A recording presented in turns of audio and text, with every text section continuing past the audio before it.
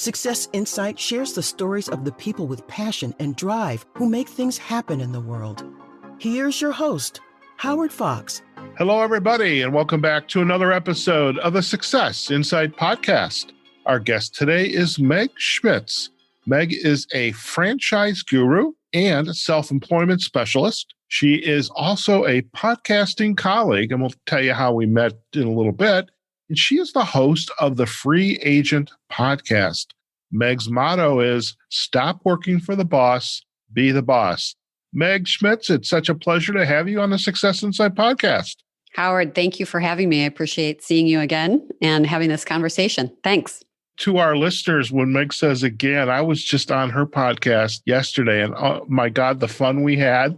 This is the beauty of this podcast medium. It's the beauty of LinkedIn and networking and connections that I was able to meet Meg and have a conversation. And so what I would love for you all is just kind of sit back, relax, listen to the conversation, and I'm sure you're going to get a lot of fantastic insights from what we're going to share today. So, Meg, once again, welcome. And, for our listeners, give us a little bit of a background about who you are and literally what brought us to where we are today. Thank you, COVID, for bringing us together. You and I are both unafraid of connecting with people on LinkedIn and then jumping on a Zoom face-to-face meeting. So I think that it's just such a great time.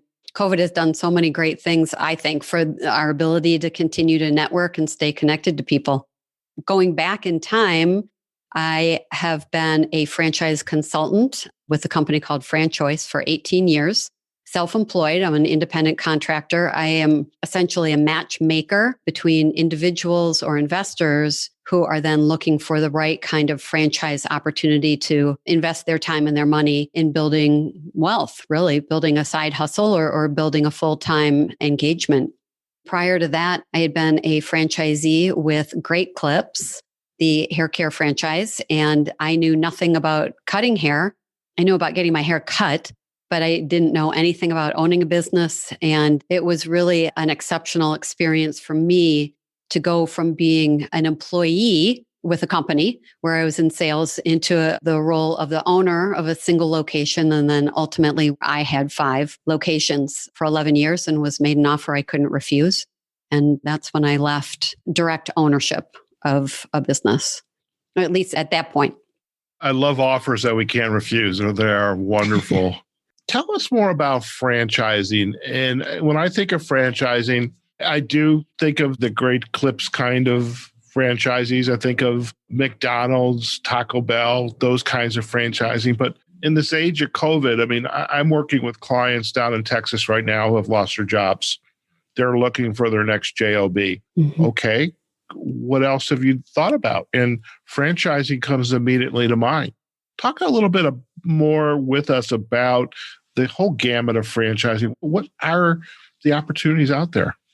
It is a big, exciting world out there in franchising. And I am really proud to say that at this stage of 2020, the portfolio of companies that I represent has done an amazing job of putting their primary focus on all of their franchise owners staying solvent, open as best as they can, generating revenue and remaining profitable. I get asked a lot, what is hot? And the companies that are doing particularly well right now are deemed essential, Amazon-proof, recession-proof businesses, and they're not sexy, but boy, are they doing really well.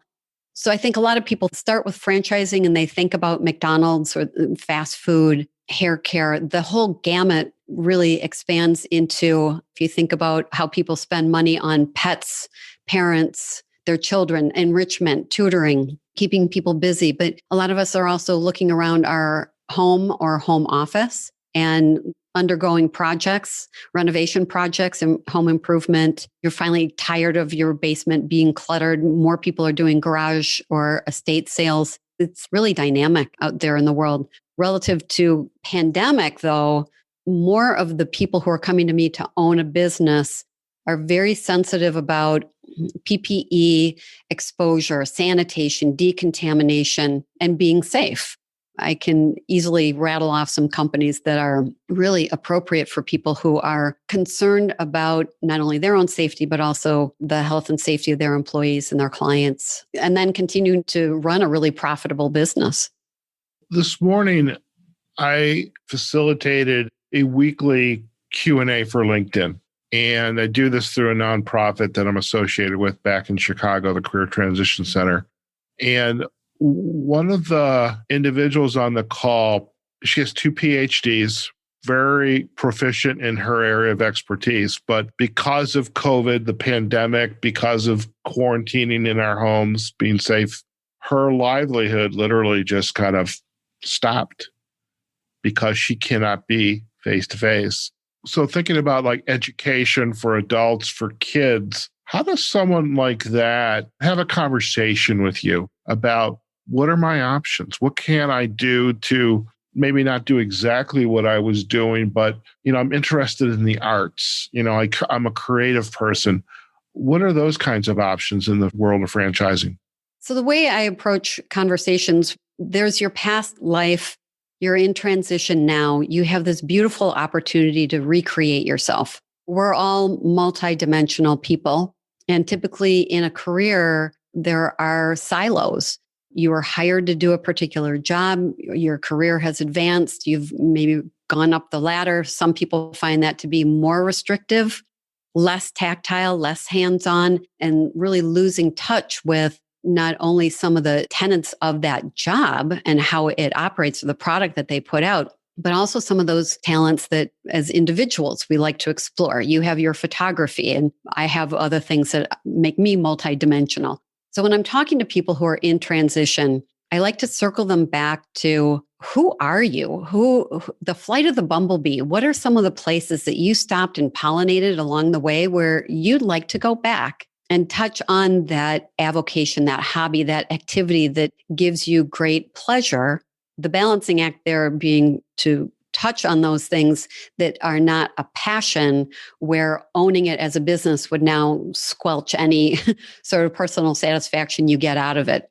Like I would be terrible if I owned a club Pilates or a yoga studio. That's what nourishes my soul. I don't want it to live in my head. So I'm very careful with people to help solicit from them not just how they define themselves professionally, but what's the inner child, or what are some of those skill sets that haven't come to light of day for quite a while that they'd like to re-engage those skill sets. I was just thinking as you were talking about, you don't want to put a tamper on your passion. I was just wondering, are there Starbucks or coffee shops in Cancun with cabana tents and ceiling fans? Because if you know of those, I'm good. Let's go. I always had a screensaver when I was in my old IT days, and it basically said Starbucks in Cancun, because when I'm having an exceptionally bad day, I wish I was just there. I make iced frappuccinos for everybody. As far as the career change, again, I'm thinking the McDonald's, the real big logos that we see. Is there an investment in a franchise for, assuming you go through the process of finding the one that meets their personality type, their desire to work with people, have customers, employees, because there's a lot of dynamics there. Is there, in essence, a franchise model for everybody, assuming that they are open to entertaining that idea? Yeah, good question. I look at franchising on a spectrum. If you want something that is nailed down, every second of every day is pre-scripted, and you're going to get some surprises, but McDonald's has everything nailed down. When you sign on with McDonald's, that is the one and only thing that you are doing. You will not take another job. You won't be distracted by any other consulting gig or anything. This is who you are and this is what you're doing. You can expand and open more, but it is very, very tight, organized system. On the opposite end of the franchising spectrum, I've got businesses where every day is a free-for-all. Every day is new contacts, new points of view. And a good example there would be, say, Focal Point Business Coaching, where as a business coach, you're self-employed, you have no employees, And every interaction is a B2B conversation with a business owner about, so what is your problem today? What is something that needs to be solved for your business to be more profitable, run better? Every business owner, as an individual, looks at different problems in different ways. And I like to say to people, if anything happened to my current consulting gig, that's the one that I would go to, because I like that kind of variety where everybody is unique. They have a different point of view. There are typical solutions to the same problems, but you get that great variety every day. And then we've got everything in between. We've got health, fitness, and wellness. We've got pets. We've got enrichment. And in those two situations, you've got McDonald's and Focal Point. That's 100% investment of your time. That is what you're doing. But there's some big variations between them also with the investment. In the middle, I work with a lot of people who say, well, I like my job. I think I've got job security, but I'm kind of curious about diversifying. Or I don't have a job right now. I don't know when it's going to come back. So I want to do plan B now, so that when plan A does come back around, I've got this annuity. I've got this side hustle or something that's generating an income as a stopgap measure until the job comes back. That's actually a great segue. When you and I first met on LinkedIn, and it was interesting that you and I had the conversation. I think when we finally chatted, you were in the car going somewhere. And that week that you and I decided to meet, I probably received 2 or 3 invitations to connect for individuals who their role was to, for the sake of better words, they're probably a franchise consultant just like you. And I can't recall the exact reason why I reached out to you, because I think there was something in your profile that just drew me to you that I wanted to learn more. Whatever. I can't remember what that was, but hey, we're here now. This is good. I remember in our conversation, I was curious about this aspect of the side hustle.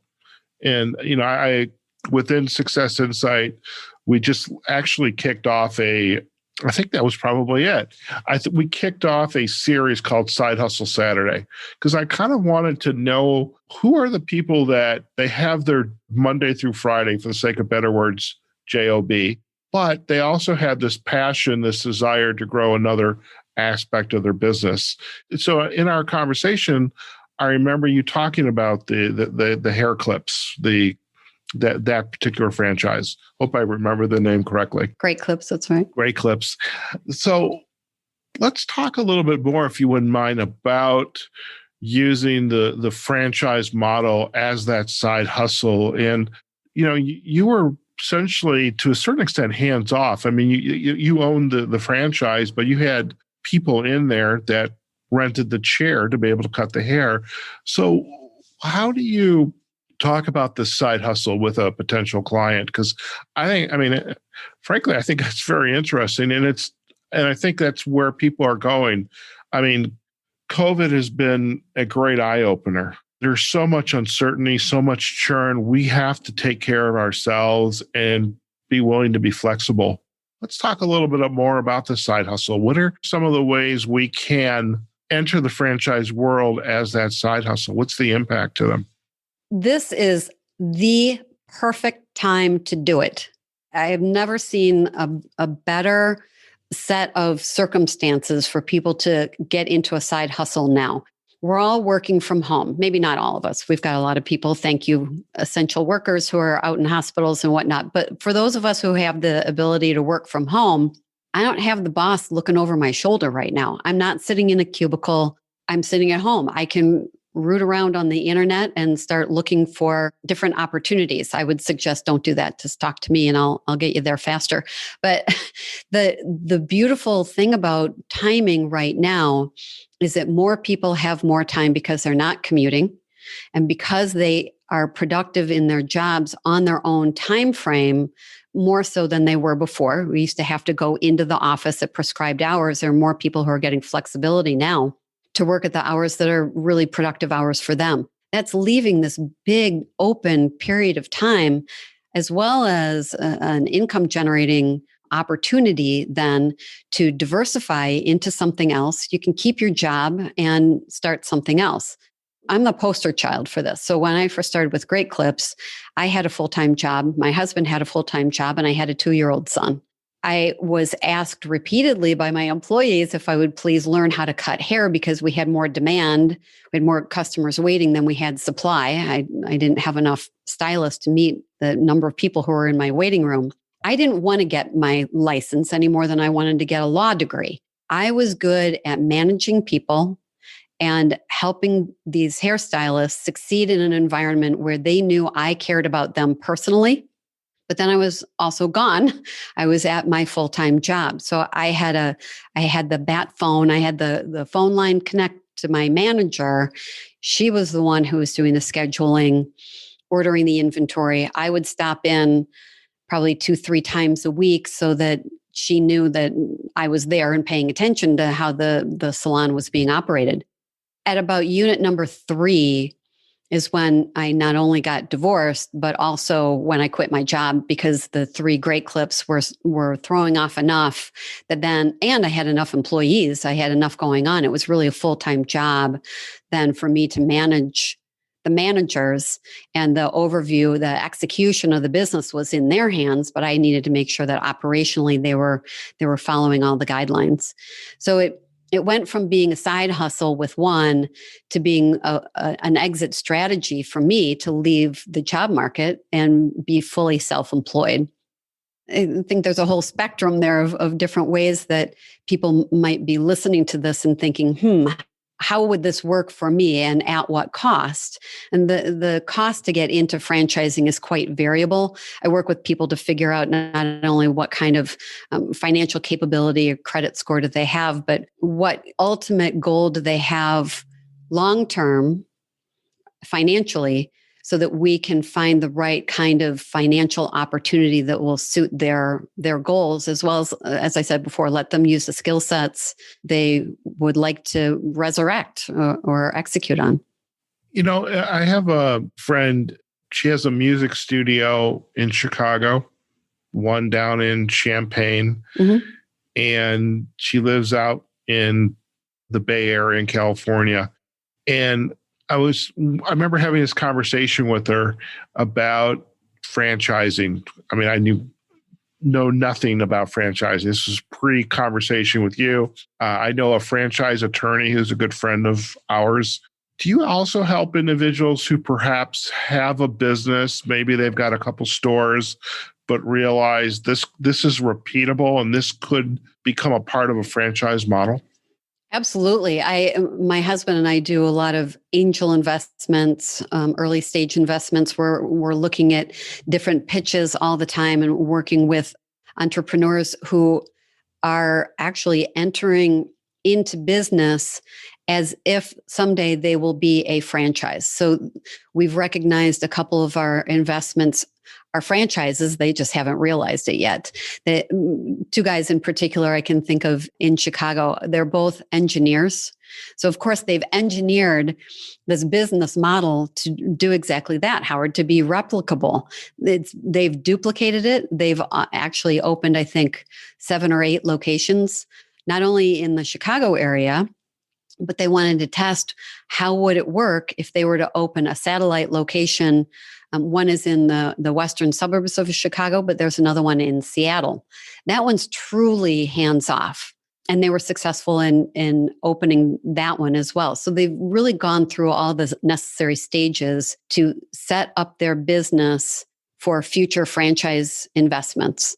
It's been a delight for me to refer them to franchise attorneys and to other resources that will really get them over the finish line to make sure that the product and the service that they're offering is as tightly organized as any more mature franchise system. And they're going to launch very quickly, and they've really got their act together. So the answer is yes. I love doing that. It's fun to work with these startups and see that come to fruition. Very good. It's interesting. I'll have to introduce you to my friend in California. So I'm curious too. Again, for our listeners, I was on Meg's podcast yesterday, the Free Agent podcast. When did the podcast spark come to you that like, gee, I want to do a podcast? Because there's a lot of people out there. A lot of podcasts get started and 7, 12 episodes later, they just fall by the wayside. But you have some longevity to yours. So tell us about how you got into the realm of podcasting. So I have a great media team around me. I am not technical, and I wasn't going to try to do it all myself. I recognize that I have certain gaps and lapses and areas where I have great disinterest. I, on the other hand, am the kind of person where a stranger is a friend I haven't met yet. I love meeting new people. And the whole idea of working with executives in transition and helping them take the leap into whatever their next best thing is, landing on the right lily pad, I wanted to have a format where listeners can hear the excitement I get from talking to different people about how they took their own leap into the unknown and became self-employed and created a business or a whole new stream of income. Didn't realize that it was lying underneath there, but that somewhere along the line, they found the confidence to overcome the fear of starting and just go ahead and do it. Some of the people I've interviewed, I think were born out of the womb to be self-employed. And that's really all they've ever been. And those are really inspiring people. I needed to push. I didn't get into business ownership because I had a great idea. I got into business ownership via franchising. And all these people I have met over the years and helped to get into business, they're individuals who are just like your listeners. What's possible? What might be interesting? And again, a stranger is a friend I haven't met yet. I love getting to hear the point of view of someone who's got a different attitude or a different background than I do. And I get the benefit as a podcaster to grab these little tidbits of wisdom from all of my guests and incorporate those tidbits into my own self-employment. My own best version of myself is growing every day because of the podcast. I love it. Fantastic. So tell us more about the business side of the house. I mean, you are the franchise guru. You are a part of a team, an organization that provides you support, I have no doubt. Mm-hmm. You also have megschmitz.com. What's underneath that umbrella that you would want to share with our listeners?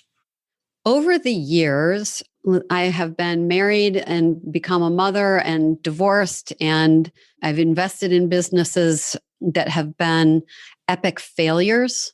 I've invested in businesses that have been financially really rewarding or just personally very rewarding. So the business of Meg Schmitz really is in alignment with my husband and the different investments or businesses that investments where we're one of a group of investors as an angel group. But we also have a number of businesses that we outright own.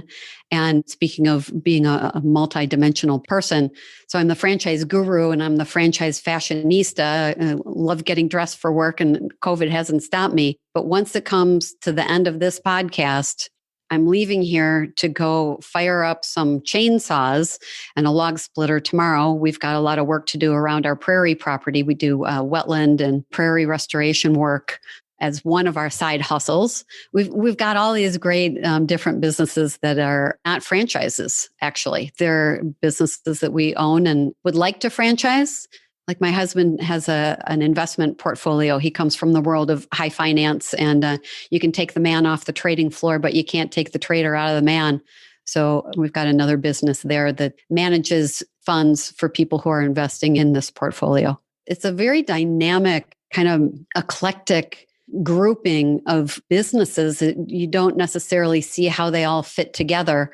But it gives Pete and me a really good opportunity every day to do a lot of very different things that stretch our brains and our physical capabilities in different directions. And I don't see retirement happening ever. The Peter Layton, Meg Schmitz element here is going to keep us busy long into our 80s and 90s. You know, I feel the same way about my coaching work and perhaps even the podcasting work, because I love coaching. I like seeing the aha moments, those moments of insight and light bulbs popping. That's the best feeling. You and I talked about this yesterday, that and I thought it was just me, and it's you too.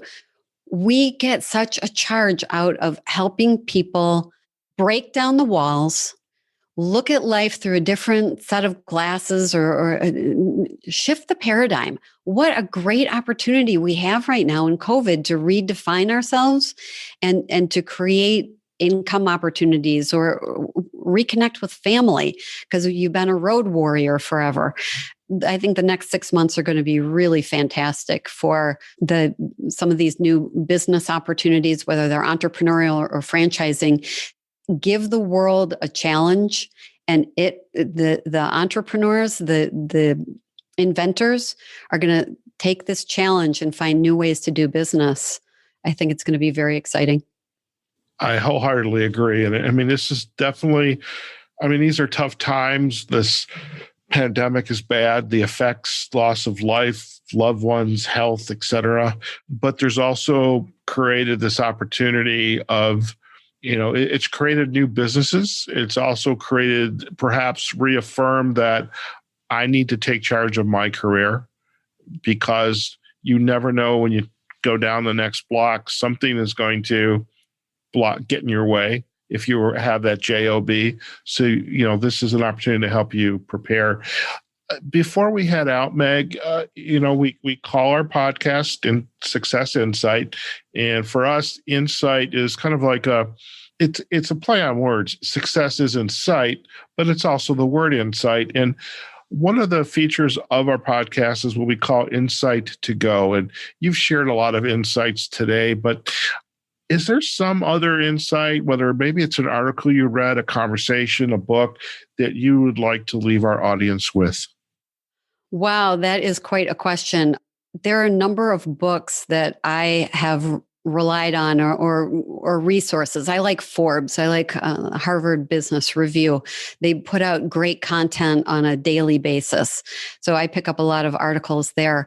One of the interesting books that is on my personal book list, reading list, is The Hard Thing About Hard Things. I mean, guess what that is all about. When you own your own business, every decision is yours. And some of the biggest challenges that we have as entrepreneurs is making those hard decisions.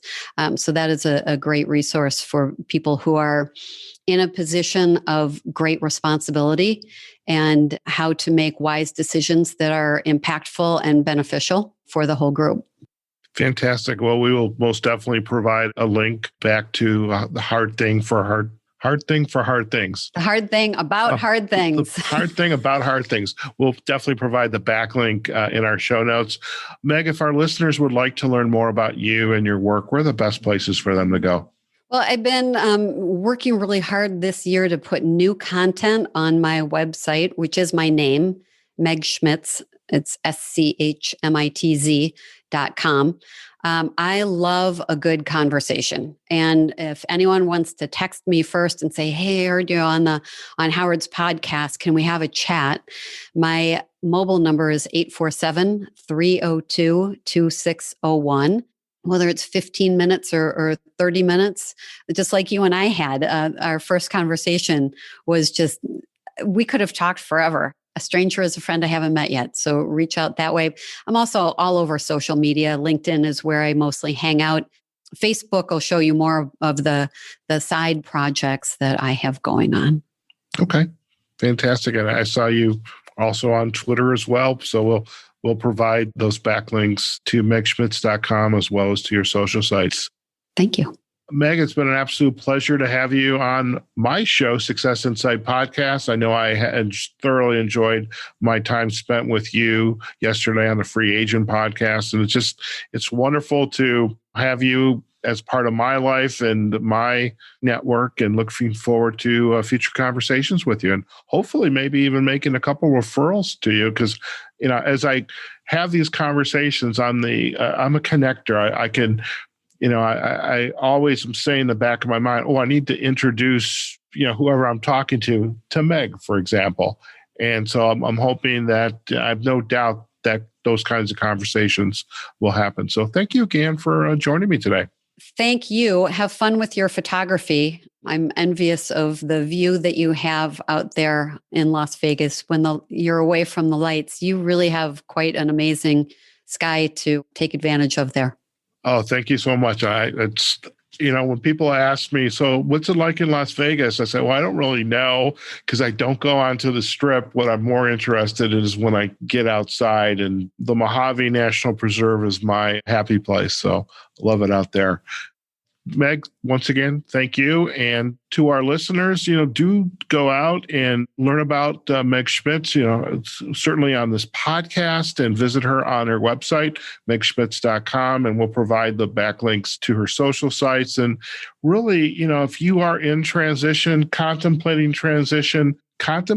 a side hustle, looking to create your initial steps towards your plan B. The franchise model is one you should at least investigate, ask questions, and Meg is the perfect individual to embark on that journey with. She'll help you decide whether it's something that maybe you should be doing, or maybe it's not right at this time, but you're going to come out of this, as Meg said, she's meeting somebody new. You're going to meet somebody new. So do take advantage of that. I hope you enjoyed today's podcast, and do listen to us on successinsightpodcast.com. Let us know what you thought about this episode or any of our other episodes in our podcast library.